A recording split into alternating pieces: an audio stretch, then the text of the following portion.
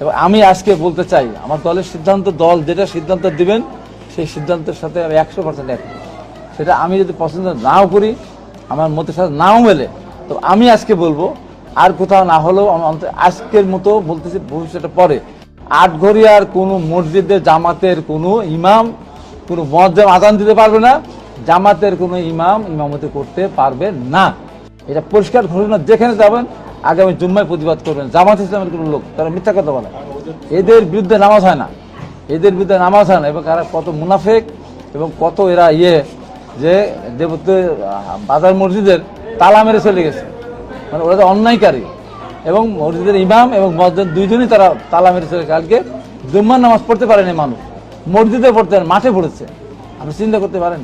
এর প্রতিবাদে আমি বলবো, আটঘরিয়ার মানুষকে আমি বলবো, সচেতন মানুষকে বলবো, সাধারণ মানুষকে আহ্বান জানাবো, এই জামাত শিবিরদের বিরুদ্ধে রুখে দেওয়া।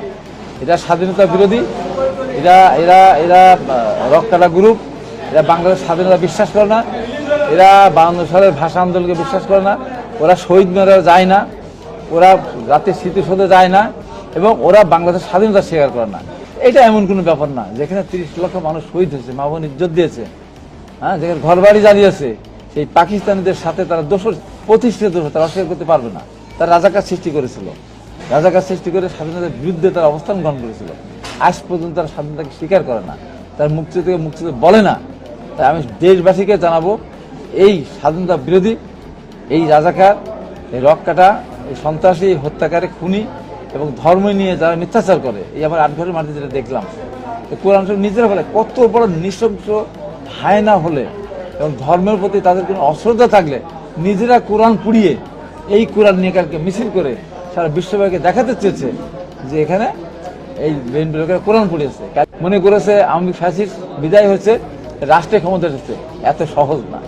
এই দেশের মানুষ কিন্তু স্বাধীনতা বিরোধী শক্তিকে কোনো রাষ্ট্রের ক্ষমতা যেতে দিবে না। এবং এরা মৌলবাদী, এবং এরা শুধু নিজেরটা ছাড়া বাইরের কোনটা বোঝে না। এরা নিজেদেরকে প্রতিষ্ঠিত করার জন্য মিথ্যা কথা বলতে এদের এতটুকু বাধে না।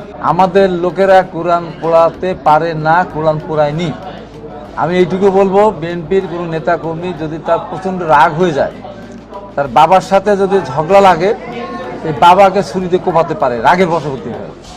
তার ভাই বোন যদি তার সাথে অবিচার করে, অন্যায় করে, তাদেরও কেটে টুকরা টুকরা করতে পারে। কিন্তু বিএনপির কোনো নেতা কর্মী কোরআন পড়াতে পারে না, এটা আমি দায়িত্ব নিয়ে বলছি। এবং ঘটনা ঘটিয়ে এখন বক্তব্য করছে যে ফিলিস্তিনদের উপরে যে অত্যাচার করছে ইসরায়েল, আমাদের জামাত ইসলাম নেতাদের উপরে বিএনপি ওই ধরনের অত্যাচার নির্যাতন করতেছে। এই যে মিথ্যাচার,